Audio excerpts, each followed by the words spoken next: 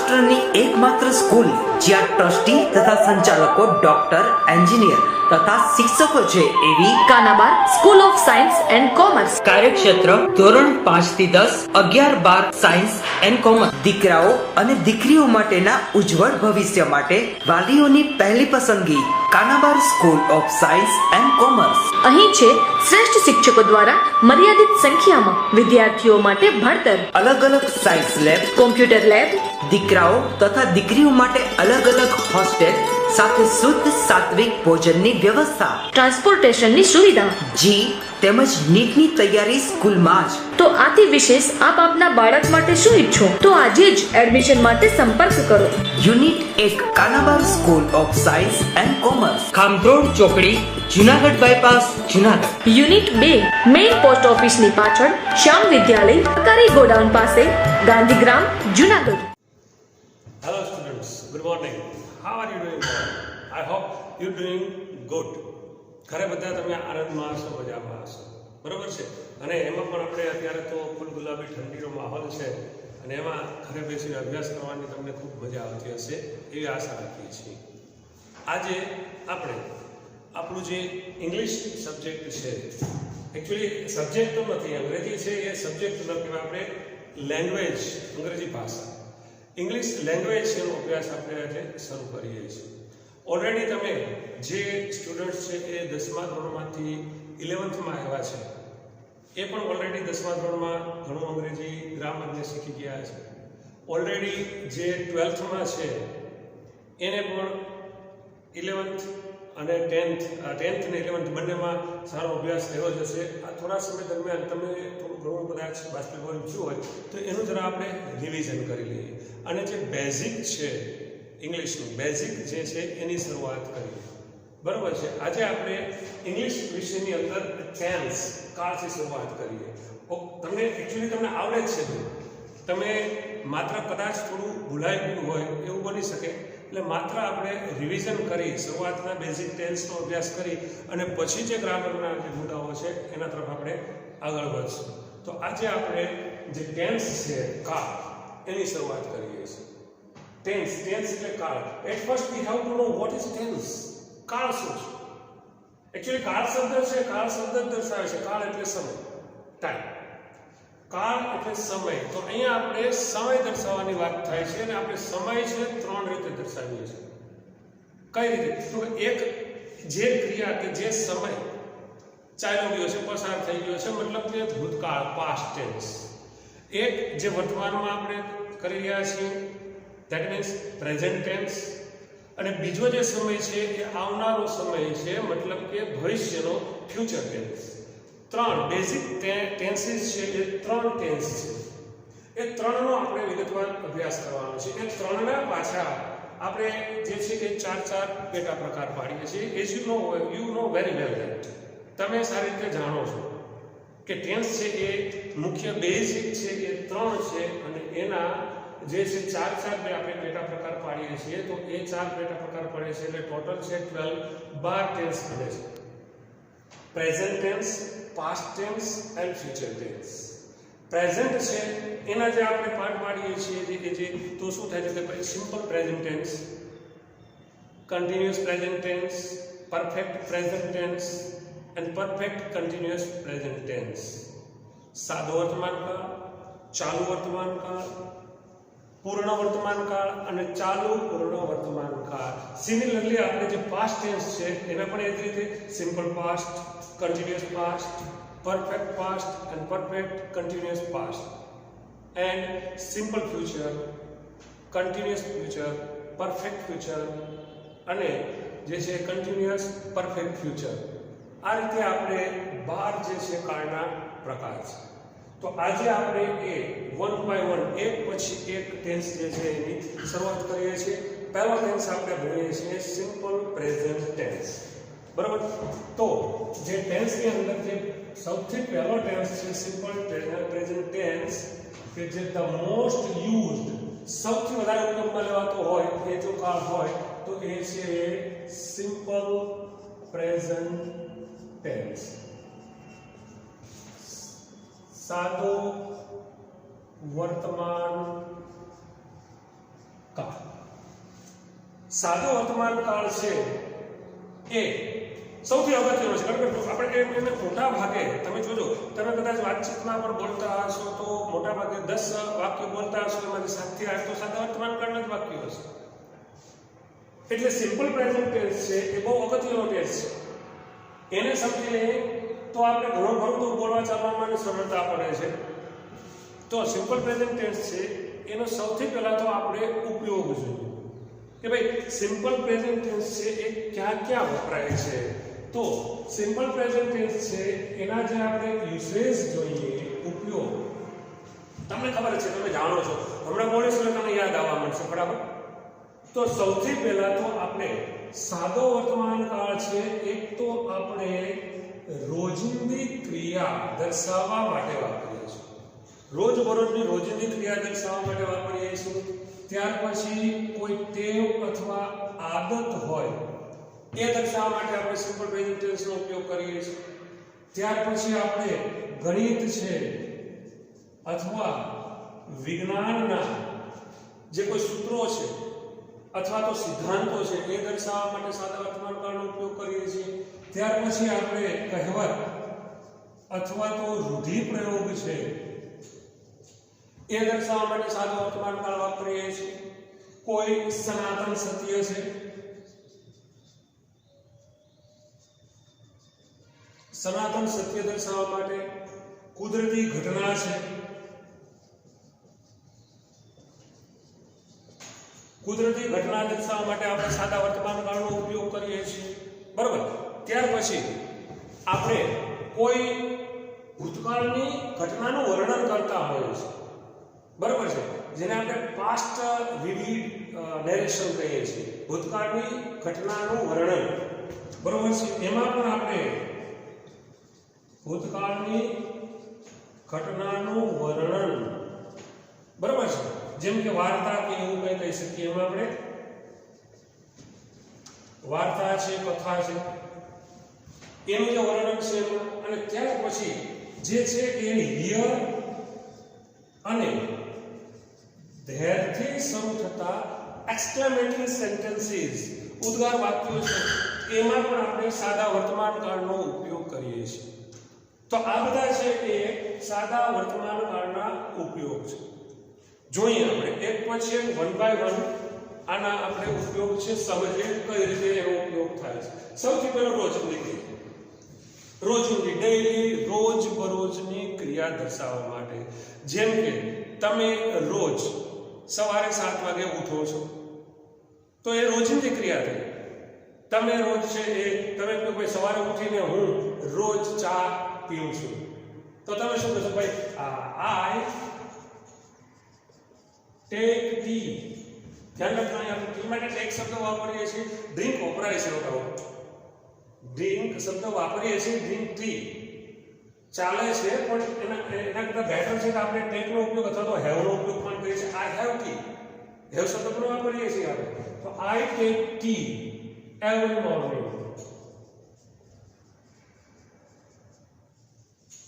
હું રોજ સવારે ચા પીઉં છું અથવા તો લઉં છું, તો એ રોજિંદી ક્રિયા થાય છે, રોજ કરો છો.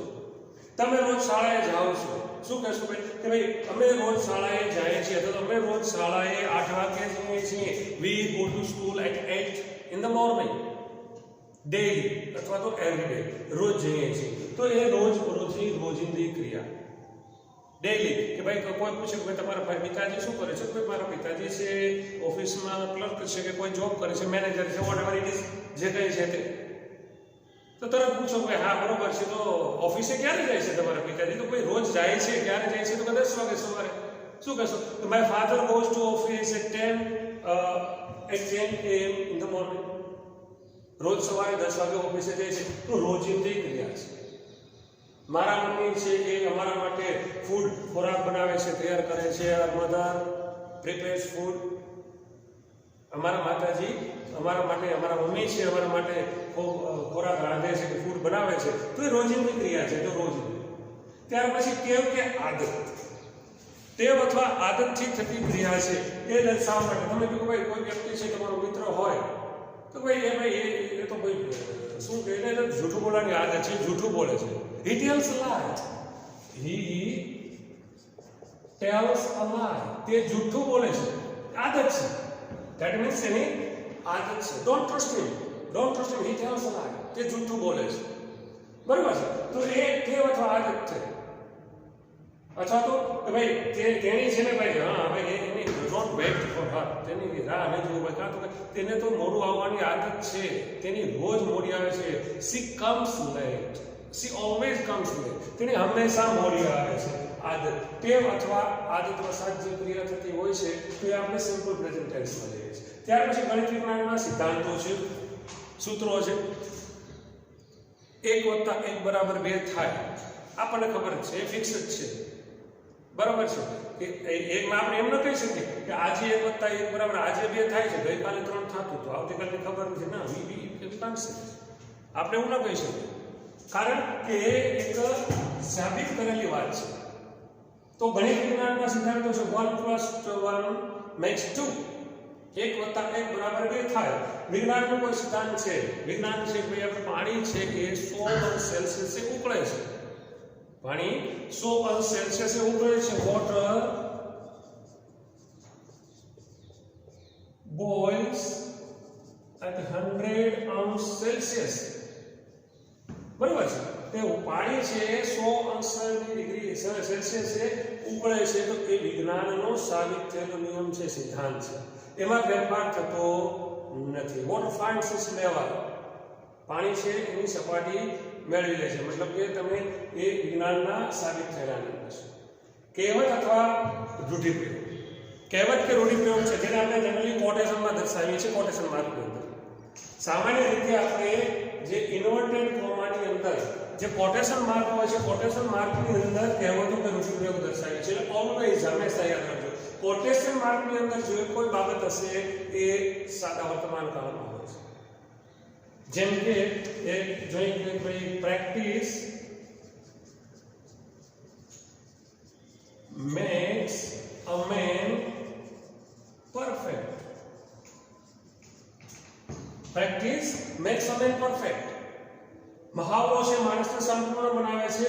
કહેવત છે barking dog seldom bites, કસતા કૂતરા ક્યારેક કરે. One harms himself who harms others, ખાડો ખોદે તે પડે. કહેવત છે. અથવા તો ઇન્વર્ટેડ, જનરલી આપણે કહેવતો છે ઇન્વર્ટેડ કોમામાં લખતા હોઈએ છીએ, અથવા તો કોઈનું કહેલું કોટેશન હોય. કોટેશન દાખલા તરીકે આપણે એમ કહીએ કે ભાઈ Gandhiji says truth wins. Inverted કોમાની અંદર આપણે વાક્ય લખ્યું છે, કોઈનું કહેલું વાક્ય છે, quotation, that is quotation mark. Gandhiji કહે છે truth wins, સત્ય હંમેશા જીતે છે. તો એ હંમેશા જે છે એ કોટેશન માર્કની અંદર, કોટેશનની અંદર જે આપણે લખીએ છીએ કહેવત અથવા રૂઢિપ્રયોગ, તો એ હંમેશા સાદા વર્તમાન કાળમાં હોય છે. સનાતન સત્ય હોય, સનાતન સત્ય છે, કુદરતની કોઈ ઘટના છે, એ હંમેશા સાદા વર્તમાન કાળમાં હોય છે. દાખલા તરીકે આપણે એમ કહીએ કે ભાઈ the earth moves round the sun. સૂર્યને ફરતે પૃથ્વી ફરે છે. બરાબર છે, તો એ સનાતન સત્ય જેવી વાત છે, કુદરતી ઘટના છે. અથવા તો આપણે ભાઈ શિયાળો જો ત્યારે ઠંડીનો માહોલ છે, આ ઠંડીના માહોલની અંદર જે યુરોપિયન કન્ટ્રીઝ છે, સાઇબેરિયા બે સાઈડના જે દેશો છે, ત્યાં ઠંડીનું પ્રમાણ બહુ હોય, માઇનસમાં તાપમાન ચાલી રહ્યું હોય છે. તો કેટલાક પક્ષીઓ છે જેને આપણે માઇગ્રેટરી કહીએ છીએ, એ માઇગ્રેટરી બર્ડ્સ છે એ દર વર્ષે ચોક્કસ સમયે, કુદરતી ઘટના થાય છે, ચોક્કસ સમયે એ હુંફાળા પ્રદેશોમાં આવે છે. સમ બર્ડ્સ માઇગ્રેટ, કેટલાક પક્ષીઓ છે એ સ્થળાંતર કરે છે, માઇગ્રેટ એટલે સ્થળાંતર. Some birds migrate to the warmer places in winter. શિયાળાની અંદર કેટલીક હુંફાળી જગ્યામાં કેટલાક પક્ષીઓ છે એ સ્થળાંતર કરે છે. તો એ કુદરતી ઘટના છે. આપણે એમ કહીએ ચોમાસું, ગુજરાતની અંદર ચોમાસું ક્યારે શરૂ થાય? તો ભાઈ એ જુલાઈ મહિનામાં આપણે એમ કહીએ કે ચાલુ થઈ જતું હોય છે. તો એ ચોક્કસ સમય છે, ચોક્કસ સમયે ચોમાસું શરૂ થતું હોય છે, તો એ કુદરતી ઘટના છે, કુદરતી, એમાં કોઈ ફેરફાર થતો નથી. તો એવી જે કુદરતી ઘટનાઓ છે એ હંમેશા આપણે સાદા વર્તમાન કાળમાં ઉપયોગમાં લઈએ છીએ. ત્યાર પછી છે ભૂતકાળની ઘટનાનું વર્ણન. ભૂતકાળની ઘટનાનું વર્ણન, તમને પ્રશ્ન થશે કે સર તમે અહીંયા તો ભણાવો છો સાદો વર્તમાન કાળ અને વાત કરો છો ભૂતકાળની ઘટનાનું વર્ણન, કેમ? હા, એમાં તમે જુઓ કે ભાઈ ક્યારેક આપણે જનરલી આપણે સાંભળતા હોઈએ છીએ. તમને એક ઉદાહરણ તરીકે આપણે કહીએ કે ભાઈ ઘણા બધા મોટા ભાગના તમે મોરારી બાપુ છે, મહાન કથાકાર આપણા, બરાબર છે, એને કથા કરતા તમે સાંભળ્યા જશે રામાયણ, રામકથા. તો જ્યારે રામકથા શરૂ થાય છે, એ જે કથા કરતા હોય છે, તો એ કથા કરવામાં મોરારી બાપુ જે કથા કરતા એમ ન કહે કે ભાઈ રામ હતા અને પછી હા હતા એ બરોબર છે, પણ રામ છે એ લંકામાં ગયા, રાવણ સાથે યુદ્ધ કર્યું, રાવણને માર્યો, રામ પાછા જે છે એ સીતાજીને લઈ આવ્યા અને ફરી પાછા અયોધ્યામાં આવ્યા. આવું વર્ણન નથી થતું. તમે ખાસ ધ્યાન રાખજો. શું કહે છે કે રામ છે એ અયોધ્યામાં જાય છે, પછી રાવણ સાથે યુદ્ધ કરે છે, રાવણને મારે છે, સીતાજીને પાછા લઈ આવે છે. આ રીતે વાત કરે છે. તો એ જે છે કથાનું વર્ણન છે કે ભૂતકાળની ઘટના, પાસ્ટ વિવિડ નેરેશન જેને કહીએ છીએ, એ જે છે એ હંમેશા સાદા વર્તમાન કાળમાં હોય છે. કે ધેન પછી આપણે એક્ઝામ્પલ લઈએ, then Ram goes to Lanka. બસ આપણે એટલું વાક્ય રાખીએ એટલે આપણી રામાયણ તો પાછું બોર્ડ ભરાઈ ગયું, બરોબર ને? ઘણા લેક્ચર્સ થઈ જાય. રામ goes to લંકા, રામ લંકામાં જાય છે, and fights with Lankesh, Ravan, and kills him, અને તેને મારે છે. then brings Sita back, ફરી પાછા સીતાજીને પાછા લઈ આવે છે. તો એ જે છે એ સાદા વર્તમાન કાળ, એકચ્યુઅલી બની ગઈ છે ઘટના ભૂતકાળમાં, પણ વર્ણન થાય છે કેમાં? સાદા વર્તમાન કાળમાં. એ જ રીતે તમે ઘણીવાર છે એ તમે મિત્રો બધા બેઠા હો છો અને કોઈ એક મિત્ર છે કોઈ ફિલ્મ મૂવી જોઈને આવ્યો હોય છે, બીજાએ જોયું ન હોય એટલે તરત એમ કહે તું પેલાનું મૂવી જોયા? Yes yes I have seen. Oh, તો જરા સ્ટોરી તો કે. એટલે તરત જ જે વ્યક્તિ છે, જે તમારો મિત્ર હશે, એ જે સ્ટોરી જે છે એ ફિલ્મ મૂવી જોયેલો હશે તો એ સ્ટોરી કહેશે. સ્ટોરી કહેશે એટલે શું કહેશે કે પછી છે એ હીરો છે એ જાય છે વિલનના અડ્ડામાં, જાય છે વિલન સાથે ઝઘડે છે, ફાઇટ કરે છે અને હિરોઈનને પાછી લઈ આવે છે અને પછી હીરો ને હિરોઈન બંને બગીચામાં ગીત ગાય છે. આવું કહે છે. એમ તો ન કહે કે ગયો ને માર્યો ને ઢેવો ને પછી હિરોઈન હારે ગીત ગાયો પછી બે લગ્ન કર્યા. ના, શું કહેશે કે ભાઈ then hero goes to the villain પાસે જાય છે એન્ડ ફાઇટ્સ વિથ હિમ, તેની સાથે લડે છે. પછી તો કે હિરોઈનને પાછી લઈ આવે છે, પછી બગીચાના ઝાડ પર ફરતા ગીત ગાય છે, આનંદ કરે છે. They sing song moving round the tree. તો આ રીતે જે વાત થાય છે ભૂતકાળની ઘટનાનું વર્ણન છે. ત્યાર પછી યર અને ધેર. યર અને ધેરનો ઉપયોગ કરી અને જે વાક્ય બોલવામાં આવે છે એ ઉદ્ગારવાચક વાક્ય હોય છે, એક્સક્લેમેટરી સેન્ટેન્સ હોય છે, અને એ હંમેશા સાદા વર્તમાન કાળમાં હોય છે. એ ક્યારે વાપરીએ છીએ કે ઘણીવાર આપણે નજર સામે, પ્રત્યક્ષ આપણી નજર સામે કોઈ ઘટના કે બનાવ બનતો હોય છે, એનું જે વર્ણન કરીએ છીએ તે ત્યારે આપણે હિયર કે ધેરનો ઉપયોગ કરીએ છીએ. ફોર એક્ઝામ્પલ, ઉદાહરણ તરીકે જોઈએ તો ક્યારેક આપણે કોઈની વેઇટ કરતા હોઈએ છીએ કે જવું હોય છે, ઉતાળ હોય છે, બધા મિત્રો ભેગા થઈ ગયા હોય છે, એક કોઈ બાકી રહી ગયો હોય છે, ભાઈ ટપુડો ભાઈ કે ટપુડો હજી આવ્યો નહીં, આવી ચર્ચા થતી હોય. ઘડિયાળમાં જોતા હોય ટપુ કેમ ગયો, ટપુ હજી આવ્યો નહીં, કેમ થયું, શું થયું ટપુ? તો ટપુની રાહ જોતા હોય અને ટપુ દૂરથી દેખાય, ધેર હી કમ્સ. તરત જ કોઈ છે જે જોઈ જશે કે ધેર હી કમ્સ, જો ટપુ આવે છે. તરત જ જે શબ્દ આપણે વાપરશું તો ત્યાં ધેર અથવા હીરનો પણ ઉપયોગ કરીએ છીએ કે હિયર હી કમ્સ, અથવા તો હિયર સપોઝ દાખલા તરીકે આપણે કોઈ ઇવેન્ટમાં ગયા હોય, કોઈ ફંક્શનમાં ગયા હોય છે અને કોઈ ગેસ્ટની રાહ જોતા હોય એના જે હોય છે, એન્કર હોય છે, વારંવાર કહેતો હોય ભાઈ તમે ધ્યાન નિરાત રાખો, આપણા માનની મુખ્ય ચીફ ગેસ્ટ છે આવી ગયા છે, થોડી વારમાં આવી રહ્યા છે, અને ઓચિંતા કે એટલી વાત કરતો હોય અને ચીફ ગેસ્ટ આવે છે, શું કહે છે, હિયર ધ ચીફ ગેસ્ટ કમ, બરાબર છે, ગીવ હિમ ઓર હર બિગ અપ્લાઉઝ, તેને કઈ તાળીઓના ગડગડાટથી વધારો, તો શું કહે છે ભાઈ હિયર હી કમ્સ, જો તે આવે છે, છેલ્લે પાછું એક્સક્લેમેશન માર્ક આવશે, હિયર હી કમ્સ, અથવા તો ધેર હી ગોઝ, જો તે ત્યાં જાય છે, એ નજર સામે ઘટના બને છે, ચાલુ છે, છતાં આપણે એને સાદા વર્તમાન કાળમાં લઈશું. સમજાણું? એટલે આ જે યુઝ છે એ સાદા વર્તમાન કાળમાં છે. મોટા ભાગના યુઝનો ઉપયોગ આપણે રોજબરોજની જિંદગીમાં કરીએ છીએ. સિમ્પલ પ્રેઝન્ટ ટેન્સ છે, એના યુઝ છે એ ખૂબ જ અગત્યના છે. ક્યાં વાપરવું, કઈ રીતે વાપરવું, આપણા મગજમાં હોવું જોઈએ. તો આ એના uses simple present tense.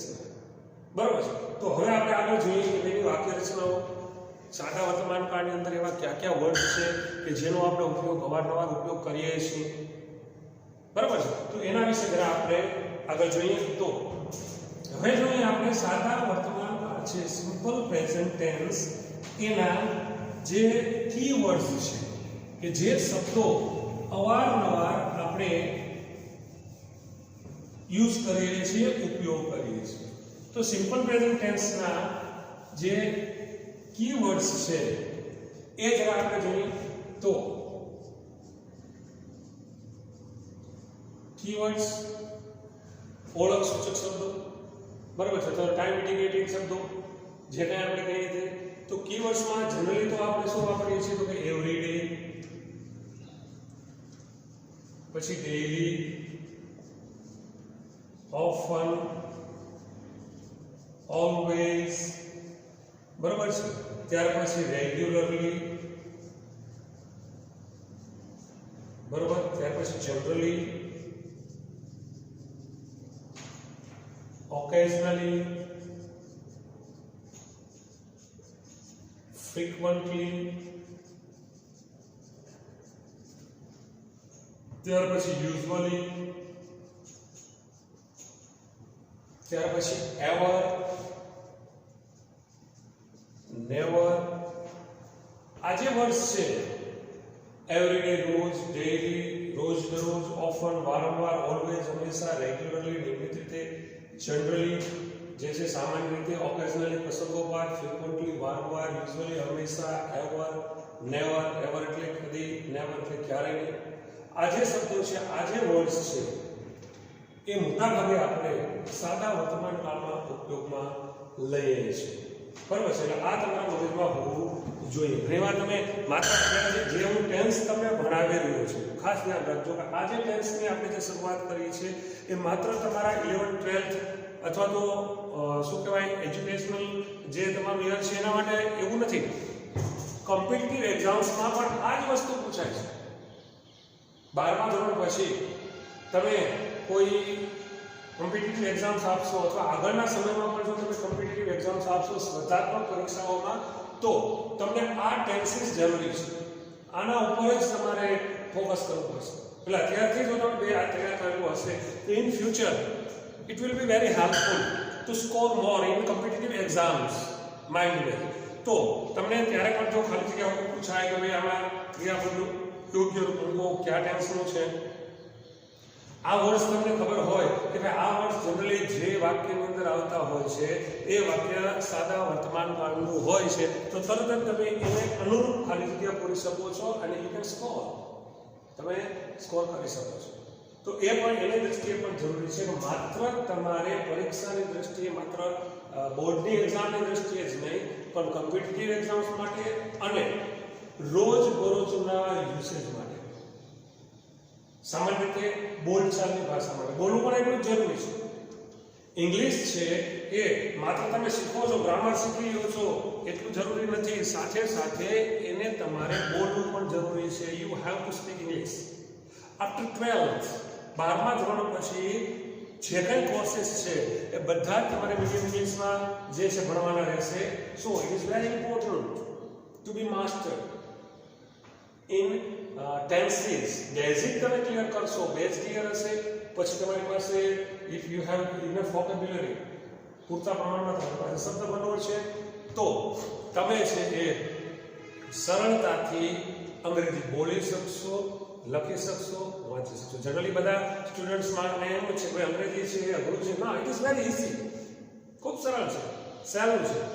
But what does it mean? શું જરૂરિયાત છે? It needs practice. હમણાં આપણે એક વાક્ય કીધું તો પ્રેક્ટિસ મેક્સ અ મેન પરફેક્ટ. પ્રેક્ટિસ છે એ વ્યક્તિને સંપૂર્ણ બનાવે છે, બરાબર? તો પ્રેક્ટિસ જરૂરી છે. પ્રેક્ટિસ કરશો તો તમે સરળતાથી ઇઝીલી તમે અંગ્રેજી ઉપર જે છે માસ્ટરી મેળવી શકશો અને આગળ જતા તકલીફ પડશે નહીં. આફ્ટર 12th તમે ડિગ્રીમાં જશો, કોઈ પણ કોર્સની અંદર જશો, થ્રુઆઉટ મીડિયમ ઇંગ્લિશનો અભ્યાસ હશે, તો ત્યાં તમારે થોડી તકલીફ પડશે. તો એ ન થાય એટલા માટે જરૂરી છે કે અત્યારથી જ તમે અંગ્રેજી ઉપર જરા શું કહેવાય પકડ બનાવવાની કોશિશ કરો, પ્રેક્ટિસ કરો. હવે આપણે જોઈએ સાદા વર્તમાન કાળ છે એની વાક્ય રચના. સાદા વર્તમાન કાળના હકારવાચક વાક્યો, અફર્મેટિવ સેન્ટેન્સીસ. અફર્મેટિવ સેન્ટેન્સીસ છે સાદા વર્તમાન કાળના. એને હકારવાચક વાક્ય રચનામાં આપણે વાક્યની શરૂઆત કરીએ છીએ સબ્જેક્ટ. જેમ તો કોઈ પણ વાક્ય હશે એની શરૂઆત આપણે શું કરીએ છીએ? કર્તાથી કરીએ છીએ, સબ્જેક્ટથી જ કરીએ છીએ. તમે સારી રીતે સમજો છો, જાણો છો કે લેંગ્વેજ ભાષા, જો કે ગુજરાતી અને અંગ્રેજીમાં જે વાક્ય રચના છે એમાં થોડો ફેર છે, તમને ખબર છે કે ભાઈ જે અંગ્રેજી વાક્ય રચના છે એ અંગ્રેજી વાક્ય રચનાની અંદર જનરલી આપણે શું કરીએ છીએ? સબ્જેક્ટ, વર્બ અને ઓબ્જેક્ટ હોય છે અંગ્રેજી વાક્ય રચનામાં. જ્યારે ગુજરાતી વાક્ય રચનામાં થોડી તકલીફ છે કે ભાઈ સબ્જેક્ટ, ઓબ્જેક્ટ અને વર્બ આપણે જે છે એ ગુજરાતી વાક્ય રચનામાં આ થોડો ફેર છે. ભાઈ આઈ પ્લે ક્રિકેટ, હું ક્રિકેટ રમું છું, તો આઈ પ્લે ક્રિકેટ એ રીતે બોલશું. ગુજરાતી શું કરીએ છીએ? હું ક્રિકેટ રમું છું, તો હું કરતા પછી ક્રિકેટ આવશે, અહીંયા હું કરતા પછી વર્બ આવશે. એટલે ગુજરાતી અને અંગ્રેજી વાક્ય રચના છે એમાં આ થોડો ફેર છે, એ તમારા મગજમાં હોવો જોઈએ, બરાબર છે? તો અફર્મેટિવ સેન્ટેન્સ સાદા વર્તમાન કાળના હકારવાચક વાક્યમાં આપણે સબ્જેક્ટ પછી ક્રિયાપદનું મૂળ રૂપ એટલે કે V1 અથવા તો S કે ES વાળું રૂપ વાપરીએ છીએ, બરાબર? મૂળ રૂપ અથવા તો શું કરીએ છીએ? આપણે S કે ES વાળું રૂપ વાપરીએ છીએ, જેને આપણે V5 તરીકે પણ ઓળખી શકીએ છીએ. ક્રિયાપદના રૂપોની તમને સારી રીતે ખબર જ છે કે ભાઈ V1 એટલે શું? V1 જેને આપણે કહીએ છીએ એ V1 છે એ મૂળ રૂપ છે, બેઝ ફોર્મ. V2 જે છે એ પાસ્ટ ફોર્મ, ભૂતકાળનું રૂપ છે. V3 પાસ્ટ પાર્ટિસિપલ, ભૂત કૃદંત છે. V4 જેને આપણે કહીએ છીએ પ્રેઝન્ટ પાર્ટિસિપલ, વર્તમાન કૃદંત. અને V5 છે જેને આપણે કહીએ છીએ ક્રિયાપદનું S કે ES વાળું. પણ જનરલી આપણે V5 લખતા નથી, પણ આ તમારે ઘણીવાર ક્યાંય જો તમને સાંભળવા મળે કે V5, તમે કન્ફ્યુઝ થઈ જાઓ. V5 તો આપણે V4 સુધી જ રૂપ જોયા છે. V5 યસ, V5 છે એ ક્રિયાપદનું S કે ES વાળું રૂપ છે, એ તમારા મગજમાં હોવું જોઈએ. તો સાદા વર્તમાન કાળના હકારવાચક વાક્યમાં સબ્જેક્ટ પછી V1 અથવા તો S કે ES વાળું રૂપ, ત્યારબાદ આપણે ઓબ્જેક્ટ અને ત્યારબાદ અધર વર્ડ્સ અને કર્તા જે ક્રિયા કરે છે, ક્રિયા કરે છે તે દર્શાવતું પદ એટલે ક્રિયાપદ. એક્ચ્યુઅલી વર્બની વ્યાખ્યા આઈ થિંક જે સ્ટુડન્ટ્સ 12th માં ઓલરેડી છે, બરાબર છે, અને 11th માં ક્લાસની અંદર જ આપણે જે અભ્યાસ કર્યો છે એમાં આપણે પાર્ટ ઓફ સ્પીચની અભ્યાસ કર્યો, તેમાં વર્બની વ્યાખ્યા વિશે આપણે ડિટેલમાં અભ્યાસ કર્યો હતો કે વર્બ એટલે શું? વર્બ એટલે ક્રિયાપદ, ક્રિયા દર્શાવતું પદ. જો કે એ અધૂરી વ્યાખ્યા છે. ક્રિયા દર્શાવતું પદ માત્ર એટલું નહીં, એ વર્બ છે એ શું છે તો વર્બ છે એ સ્થિતિ અવસ્થા કે ક્રિયા સ્થિતિ દર્શાવે છે અવસ્થા દર્શાવે છે ક્રિયા ત્રણ વસ્તુ દર્શાવે છે બરાબર છે માત્ર ક્રિયા જ નહીં એટલે એ પણ મગજમાં હોવું જોઈએ કે ભાઈ ક્રિયાપદ એટલે શું તો કે સ્થિતિ અવસ્થા કે ક્રિયા દર્શાવતું પદ એટલે ક્રિયાપદ જેમ કે આઈ ટીચ ઇંગ્લિશ એક્ઝામ્પલથી તમને સમજાવું તો આઈ ટીચ ઇંગ્લિશ હું અંગ્રેજી ભણાવું છું તો અહીંયા ટીચ છે એ ભણાવવાની મારી ક્રિયા થાય છે તો એ એક્શન વર્બ છે તો એ શું દર્શાવે છે એક્શન ક્રિયા દર્શાવે છે બરાબર આઈ એમ અ ટીચર અહીંયા પણ એમ છે એ પણ વર્બ જ છે ટુ બી નું રૂપ નથી ટુ બી નું રૂપ ખરું પણ એક શું કહેવાય એ મેન વર્બ મુખ્ય ક્રિયાપદ શું દર્શાવે છે અહીંયા મારી સ્થિતિ અવસ્થા દર્શાવે હું શિક્ષક છું હોવા પણ દર્શાવે છે તો બંને છે ક્રિયાપદ છે ઘણીવાર આપણે કન્ફ્યુઝ થઈ જઈએ છીએ કે ભાઈ અહીંયા એમ છે વર્બ ક્યાંથી હોય તો સહાયકારક ક્રિયાપદ છે હેલ્પિંગ વર્બ છે ના એવું નથી એમ છે પણ એક્શન વર્બ છે હેલ્પિંગ વર્બ શું થાય કે એ દાખલા તરીકે આ જ વાક્ય શું કહું કે આઈ એમ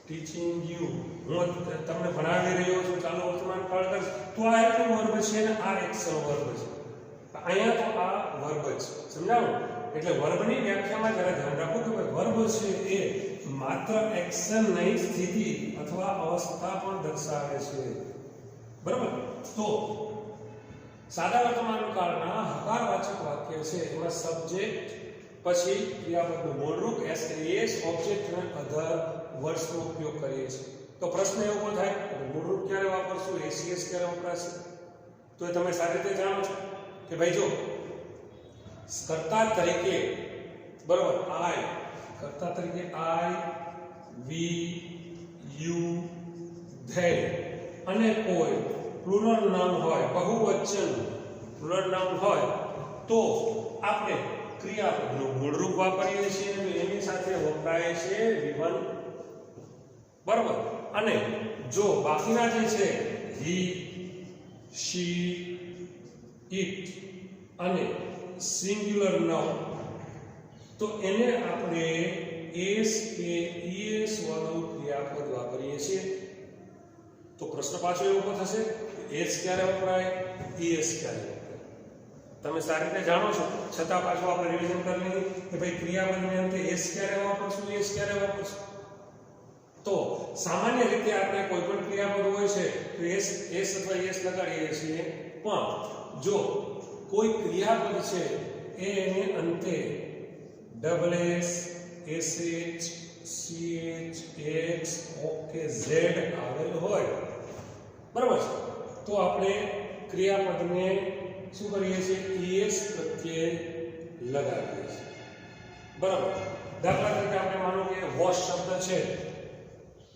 વોશ તો વોશીઝ છેલ્લે એ એસએચ છે તો ઈએસ પ્રત્યે લગાડીએ છીએ ગો શબ્દ હોય તો ગોઝ છેલ્લે ઓ છે તો એસ લગાડીએ છીએ માનો કે મિક્સ એક્સ છે તો મિક્સીઝ છેલ્લે એક્સ છે તો મિક્સીઝ પ્રત્યે છે એ સફિક્સ જેને આપણે કહીએ છીએ પ્રત્યે સફિક્સ લગાડીએ છીએ બરોબર વોચ શબ્દ છે તો વોચીઝ અને ઝેડ પણ આવે છે તો ઝેડ છે બઝ એટલે ગણગણવું તો બઝીઝ તો ક્રિયાપદને અંતે S double S S H C H x okay Z આવેલ હોય તો એ ક્રિયાપદને અંતે આપણે ઈએસ પ્રત્યય લગાડીએ છીએ જો કોઈ ક્રિયાપદ છે એને અંતે વાય આવેલ હોય અને એની પહેલા જો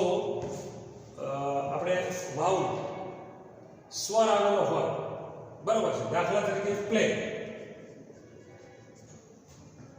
ક્રિયાપદને અંતે વાય છે તેની પહેલા વાવ ધ્યાન રાખજો આમાં ઘણીવાર આપણે જે છે આનું ઉચ્ચારણ છે વોવેલ કરીએ છીએ એકચ્યુઅલી નોટ વોવેલ ઉચ્ચારણ થાય છે વાવ વાવ નોટ વોવેલ બરાબર વોવેલ ચાલે છે વિલ ડુ ચાલે છે બોલીએ છીએ ઇટ્સ ઓકે પણ ઉચ્ચારણ રાઈટ ઉચ્ચારણ છે ઇટ્સ વાવ નોટ વોવેલ તો ક્રિયાપદને અંતે વાય હોય તેની પહેલા જો સ્વર હોય તો માત્ર એસ લગાડીએ છીએ, પણ જો ક્રિયાપદને અંતે વાય હોય અને તેની પહેલા જો કોઈ વ્યંજન આવેલો હોય, બરાબર, તો વાય નો આઈ કરી અને એસ પ્રત્યય લગાડીએ છીએ, સફિક્સ લગાડીએ છીએ. જેમ કે આપણે ફ્રાય છે, છેલ્લે વાય છે એની પહેલા આર શું છે?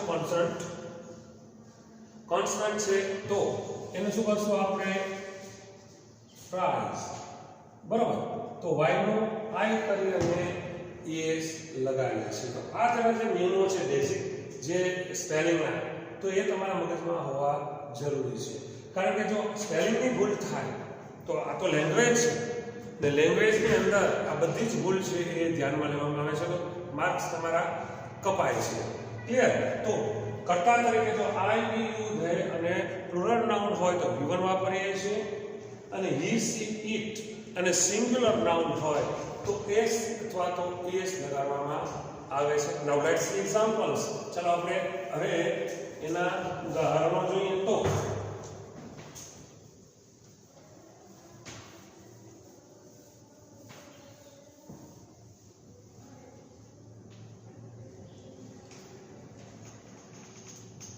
સાદા વર્તમાન કાળના આપણે એક્ઝામ્પલ જોઈએ તો કર્તા તરીકે લેશું આઈ, સબ્જેક્ટ આઈ છે, તો એની સાથે આપણે ક્રિયાપદનું મૂળ રૂપ વાપરીએ છીએ. તો શું કહેશું? ભાઈ આઈ રાઇટ, હું લખું છું. આઈ રાઇટ અ લેટર, હું એક પત્ર લખું છું એવરી વીક. હું દર અઠવાડિયે એક પત્ર લખું છું. બરાબર છે. કર્તા તરીકે આઈ છે તો ક્રિયાપદનું મૂળ રૂપ, પછી કર્મ અને અધર વર્બ્સ. વી પ્લે, અમે રમીએ છીએ, ક્રિયાપદનું મૂળ રૂપ વાપરશું એની સાથે. We play cricket, we play cricket in the evening. અમે સાંજે ક્રિકેટ રમીએ છીએ. બરાબર છે.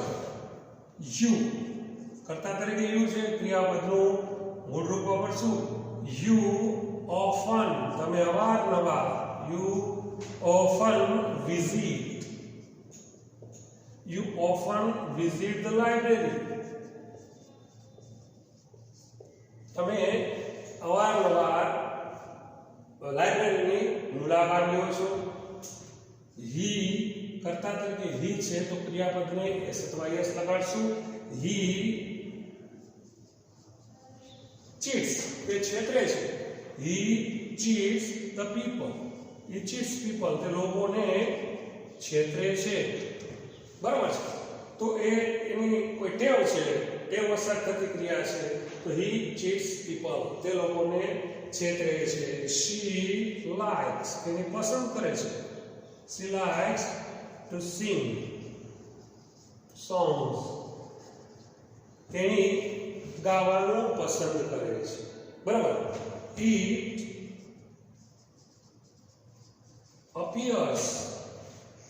appears good, તે સારું દેખાય છે, સારું લાગે છે. કોઈ વસ્તુ ઈટ છે, આપણે શું કરીએ છીએ? કોઈ નિર્જીવ વસ્તુ માટે વાપરીએ છીએ. બરાબર છે. અથવા તો પશુ પક્ષી પ્રાણી માટે તો it appears good, it appears nice, beautiful, કોઈ પણ શબ્દ તમે વાપરી શકો છો. બરાબર. તો it appears good અથવા તો beautiful. તો અહીં આપણે જે છે એ સર્વનામ લીધા છે, તો આનું કે નામ હોય, દાખલા તરીકે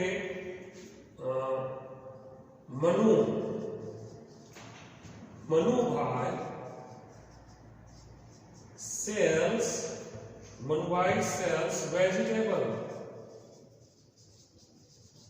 મનુભાઈ શાકભાજી વેચે છે. બરાબર છે. તો મનુભાઈ કરતા સિંગ્યુલર છે તો સેલ્સ લખ્યું છે, એની જગ્યાએ આપણે લખીએ તો people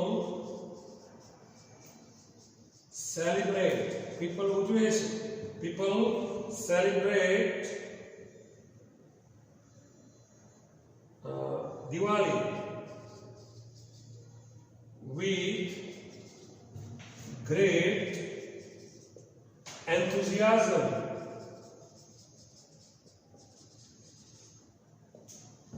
People celebrate Diwali with great enthusiasm. લોકો ખૂબ ઉત્સાહ સાથે દિવાળી ઉજવે છે. પીપલ બહુવચન છે તો સેલિબ્રેટ ક્રિયાપદનું મૂળ.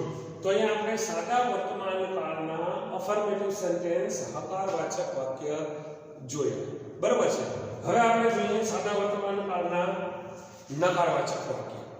સાદા વર્તમાન કાળના નેગેટિવ સેન્ટેન્સમાં આપણે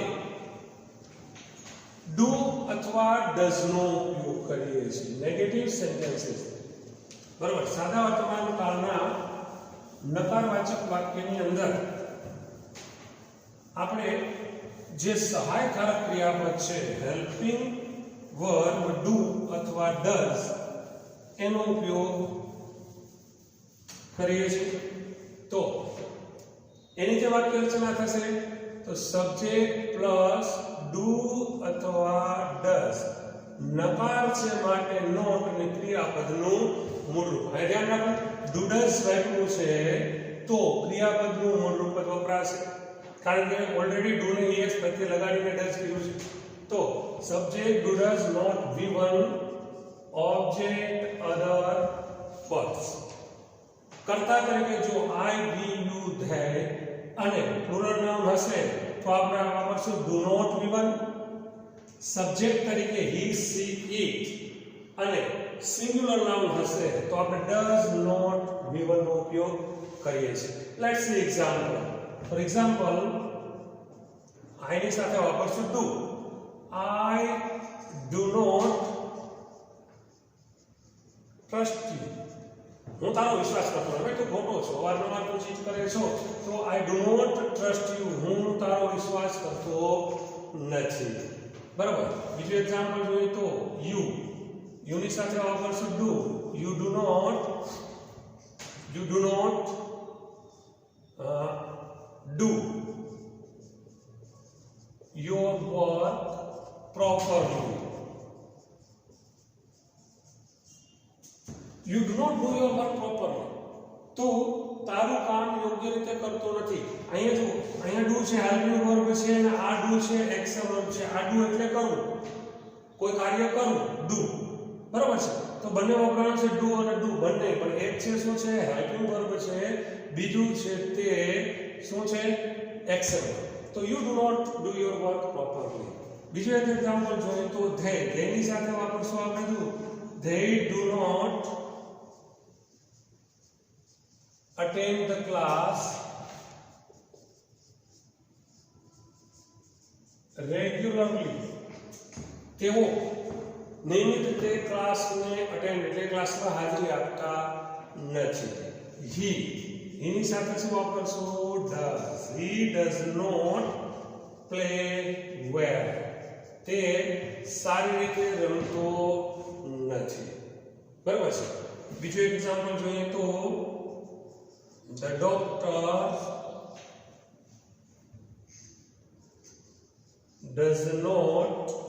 doctor does not treat the patient carelessly.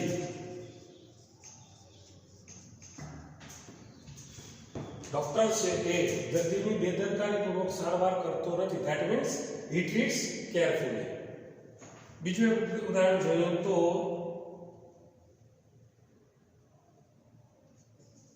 the people, actually people ની આગળ ધ શબ્દ લાગતો નથી.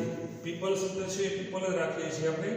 people બહુવચન છે તો do not. people